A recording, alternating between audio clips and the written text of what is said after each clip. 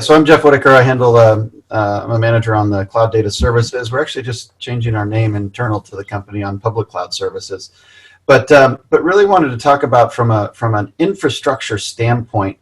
Working with Microsoft, we've been doing this for years, but really it's about building an infrastructure and building an architecture for applications and having the components and the pieces, for our customers to make some of these complex workload environments operate in the cloud. And Azure has obviously has been doing a lot of different things in these areas from the compute side and from some of the different storage sides, but you need the infrastructure to be able to support a lot of this as you make the move forward. And I just wanted to touch real quickly on, I don't want to spend much time here, but from the standpoint of moving into the cloud, there's a lot of the key applications that we're talking about, and think SAP, think Oracle, some of these items that have predominantly been a data center based environment because of infrastructure in the cloud, making that move into the cloud, a file piece of it has been substantially required in pretty much all. And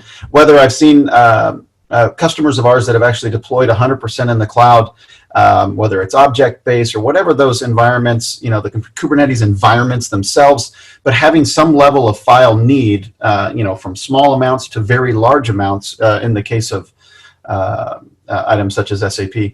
But making that in there, it's been if you think of the providers as a whole over the years, the evolution was around object and block storage in the cloud.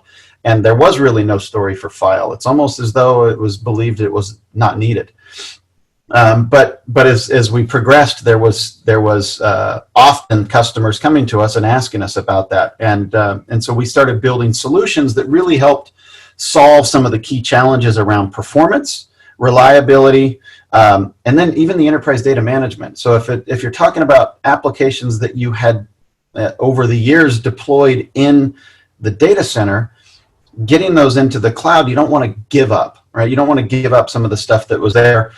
And the storage had often been the bottleneck. It's like we have customers that are deploying Oracle environments in Azure that have came and specifically said they had to over-provision compute and spend money on high-end compute because the storage was too slow. And whether they built it themselves and they tried to build an architecture for files, having a service that actually supported that performance was one that was key to them. And that was just an example of what we've seen. And so the service that we built is called Azure NetApp Files. And one of the things that I really want to describe here is Azure NetApp Files is not even a NetApp service. It has our name in it, but this is a Microsoft service. So from the standpoint of the way we've been developing things in the past, we offer cloud storage, we offer cloud solutions, that often are based on our technology. But in this case, we built this with Microsoft, and this is a Microsoft service that deploys kind of NetApp capabilities from a file environment to give you different protocol access. So for any of those applications that have Linux needs or have Windows needs in there, providing that, giving it at different performance levels. One of the big things that we see is people are making that migration into the cloud or modernizing their environment so that they can deploy in the cloud is, still trying to be smart about the way they spend money. And so offering multiple price levels at different performance tiers, we can solve challenges anywhere from kind of basic file share environments for the applications. Maybe it's just repositories of data that need to remain persistent in your application environment, all the way up to, maybe it's a high performance compute app that's running and it needs extremely fast access to the storage. So there's a couple of different knobs that can be turned there. And then bringing in capabilities that many have come to expect that don't want to lose when they make the move into the cloud. And we have customers that often for the file requirement, they would just go build a file server. And it's like, hey, we'll just build one that we need because we need specific capabilities. And it's like, oh, hey, we need to protect our data. Well, we're going to go build that in as well. And we're going to go get these tools. And I know, there's a number of different third-party offerings that are out there to solve different components of this, but there's just the baseline in there that it's like, hey, I need a local backup of my data set, and you need to build that into your environment. So being able to bring some of these capabilities like local snapshots and replication tools and cloning capabilities into the environment was key. And keeping that experience consistent. So really, when we're talking about deploying, I don't want to talk to you about having to learn how NetApp deploys things. I want to talk to you about, here you have a service in Azure that you can just go deploy. You know how to use Azure, you're already in Azure, or you're in the process of moving there, making sure that you have that consistent look and feel, and you don't have to be a storage expert in order to use this. And that's been one of the focus areas as we make a cloud-based services for different companies. And one of the things that I wanted to really focus on here is the workload types. And when we're talking about migrating environments, it's anywhere from, just as I said, the basic enterprise file workloads, database. We have different work going on with customers in the Oracle side of things, SQL side of things, and kind of the big push has been a lot of companies with this drive in the SAP world to move to HANA as the new deployment environment for their applications, in a required deployment environment on the SAP side as they move forward. Being able to look at that from the concept of, hey, if I'm going to change my application as a whole, why don't I look at modernizing the way I do things and get out of the data center, move that into Azure and deploy SAP on Azure. So being able to come after that and help solve some of those heavy challenges, as well as the Kubernetes side of things. NetApp does have tools that help the storage aspects and the management aspects of Kubernetes, but really bringing those into being able to bring some of the value through of what storage can help do for you. Often you can look at storage as, I just need capacity, but the reality is you need the ability to protect the data often, and for the more important the applications are, the more you need to do things with that data set, because a lot of the application, your IP sits in the actual data itself. And then virtual desktops and high performance computing, depending on what kind of verticals and industries that you play in. Obviously, VDI has become a humongous one with all the work from home efforts that are going on. Microsoft rolling out Windows Virtual Desktop, we provide a very high performance data component with Azure NetApp Files underneath WVD to really help the user experience. As we all know, applications can live and die depending on the user experience. So making sure that as you look at remote environments and remote access to items, being able to have that performance component of for their user experience as well. Let me jump forward here. I could end up talking forever if I don't get moving. So one of the big things that we think about here is when we're talking about optimizing, when we're talking about moving into the cloud, there's usually some key challenges that we look at. And one of the things is risk. If we're looking at taking our environments and modernizing them with a cloud-based architecture and be able to get the flexibility that delivers for you, it's like, hey, what kind of risk are you willing to take? So bringing in and reducing the risk in your environments there, giving you performance so that you can lower your cost structure, because it's one of those that we often will go build and then follow it up with optimization. And so looking at the type of infrastructure that you choose in Azure is important. So being able to get the performance pieces so that you don't have to force yourself to overcome bottlenecks because of maybe one service is slower than the other and you have to spend money on one side to solve challenges in the other. So getting that full breadth of capabilities in the infrastructure side helps solve a lot of those cost challenges that you can come across when creating an architecture to support your application environment.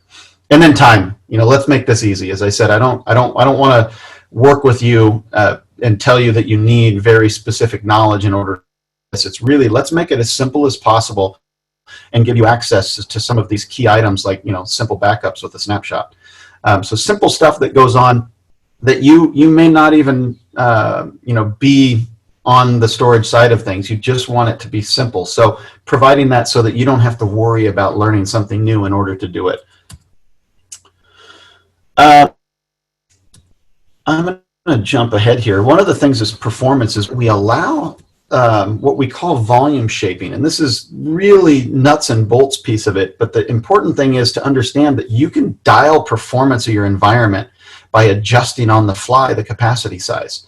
We've got, 4.5 gigs of throughput that we can support up to on a single volume, which can really boost the environments. But if you don't need that kind of throughput, but maybe once a day, it's really about being able to dial it up, boost the performance of your application environments and dial it back down, paying for what you need any given moment in time. And we see customers, especially in the high performance computing space, we got a number of oil and gas customers as well as semiconductor design companies that have their custom applications that they're moving into Azure, but really need that rapid response to we're talking sub-millisecond latency access to storage, so very quick access to the data, and then also this ability to dial up and dial down.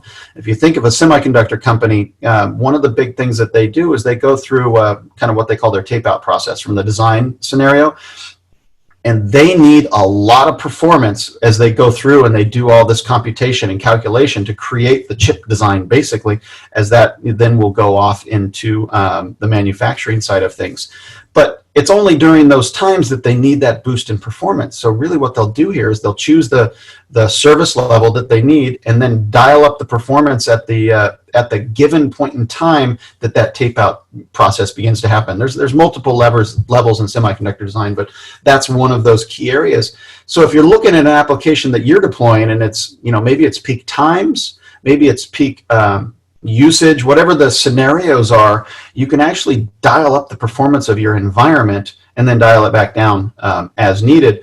And you think about, often this is usually something you think about from a compute side of things, but if you can open up the pipe, then the compute often doesn't need to be as heavy or as intensive. Obviously, it depends on everybody's architecture, but it's something that really gives the ability to dial up and dial down capabilities as you go. And then the other one is data protection. And I don't want to jump into this one too much, but one of the things that we deliver is a snapshot capability. And pretty much everybody under the sun does that from a storage standpoint nowadays. But the big one is we've had an architecture for 20 plus years that's really about not taking more capacity when you take a snapshot. We actually just lock data. And what that really means to you, especially in an Azure context, is if you want to have a local backup of your data set, it's not going to cost you more capacity. And when you pay for every bit and byte in a cloud environment, you actually are effectively saving money or giving you the opportunity to take more backups.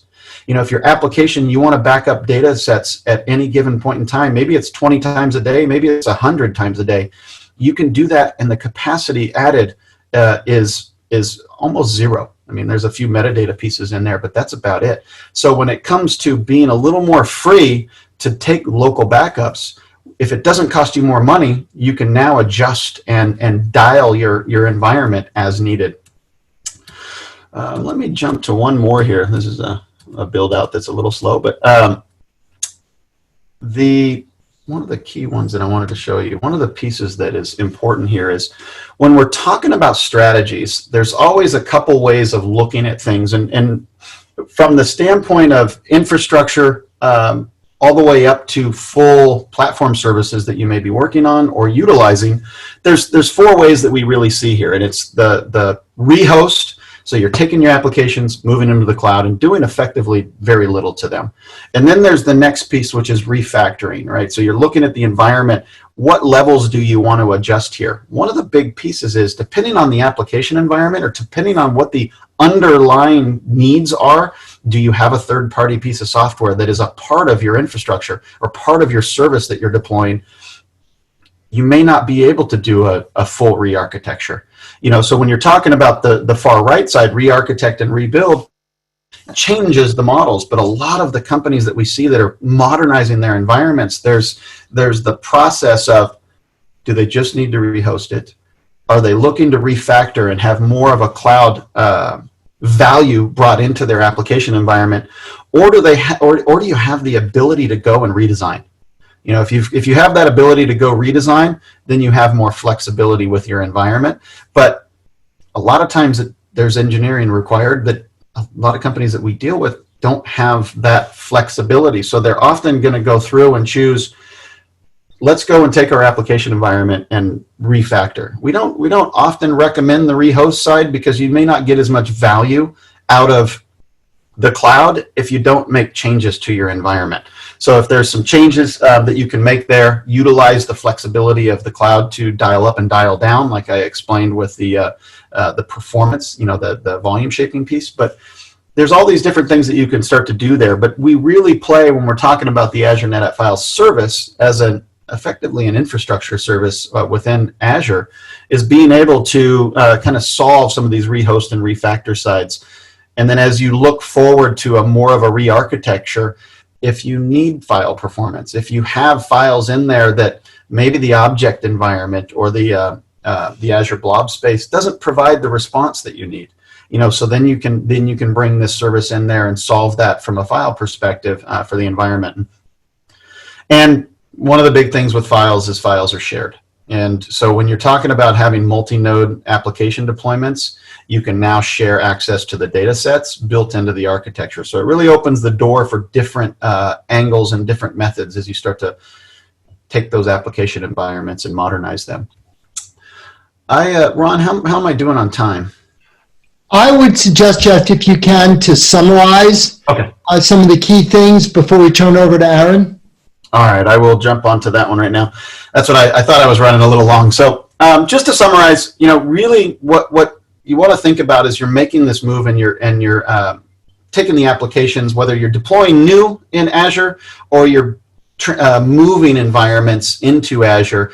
Take a look at Azure NetApp Files. I mean, it delivers performance on the data plane that really opens the door for your applications to, I don't want to say soar, but to really go fast, right? There's a performance aspect of the data side that unblocks some of the pipes so that your applications can really move.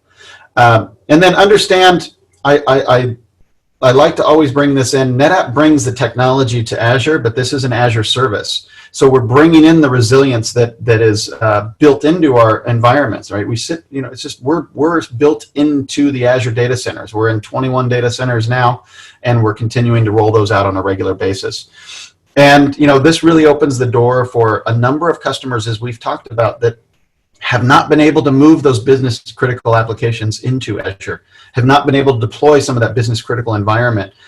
So it really opens the door to modernize those, to take some of that stuff that if you're trying to get out of the data center or you're trying to take your environments and deploy them in a different way, Azure NetApp Files really opens the door there. And you can learn more about Azure NetApp Files at cloud.netapp.com, or you can go to azure.com and go to the Azure NetApp Files homepage there.